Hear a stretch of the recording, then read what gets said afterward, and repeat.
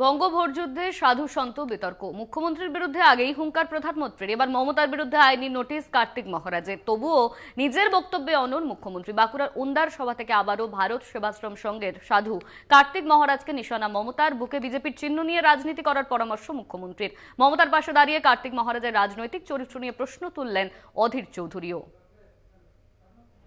দিল্লির কুর্সির লড়াই, ভোট ইস্যুতে উপরে ধর্ম, বাংলার ভোটেও ধর্মের আঁচ।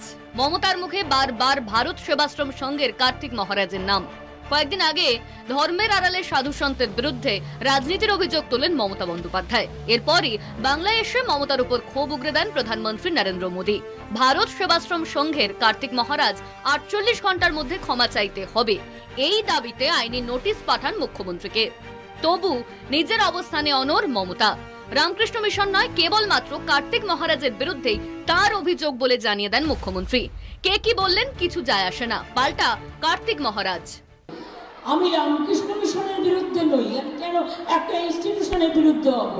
আর আমি অসম্মানী বা কেন করব? আমি তো কয়েকদিন আগে মহারাজ অসুস্থ ছিলেন, তাকে দেখতে গিয়েছিলাম। সেটা নয়, আমি বলেছি দু একজনের কথা।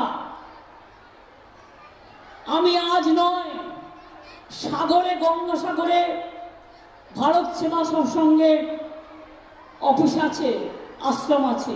ওরা এত ভালো, ওরা সত্যি আমাকে খুব ভালোবাসে এবং মানুষের কাজ করে।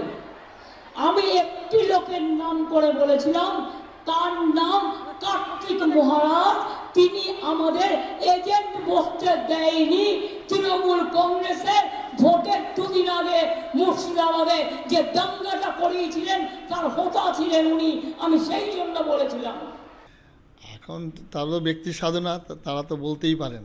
হ্যাঁ, আমি আমার জায়গায় রয়েছি, আমি সন্ন্যাসী হিসাবে।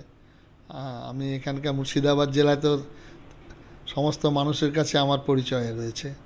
আমি কার্তিক মহারাজ, আমি হিন্দু সন্ন্যাসী। আমার ধর্ম, আমার সংস্কৃতি, আমার দেশ, আমার জাতি যদি বিপন্ন হয়, আঘাতপ্রাপ্ত হয়, আমি সেখানে প্রতিবাদ করি। প্রতিবাদ করতে গেলেই যদি কেউ ভালো মনে করেন ভালো বলবেন, কেউ যদি খারাপ মনে করে খারাপ বলবেন, আমার কিচ্ছু আসে যায় না তাতে। জোট নিয়ে দ্বন্দ্ব বিরোধ চরমে উঠলেও সাধু সন্ত ইস্যুতে অধীরকে পাশে পেলেন মমতা। কার্তিক মহারাজের সাধু চরিত্রে রাজনৈতিক রং নিয়ে প্রশ্ন তুলেছেন কংগ্রেস প্রার্থী অধীর চৌধুরী। তবে অধীরের ঢালাও প্রশংসা করেছেন কার্তিক মহারাজ। তো যার কথা বলছে সে এখানটায় সেইভাবেই পরিচিত। তার পরিচিতি নিয়ে এখানে বহু মানুষের কোশ্চেন আছে।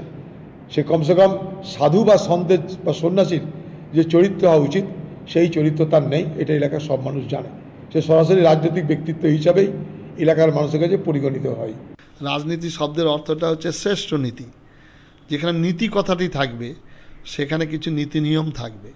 সুতরাং এই রাজনীতি আর ধর্মনীতি সমার্থক, এর সঙ্গে কোনো তফাৎ নেই।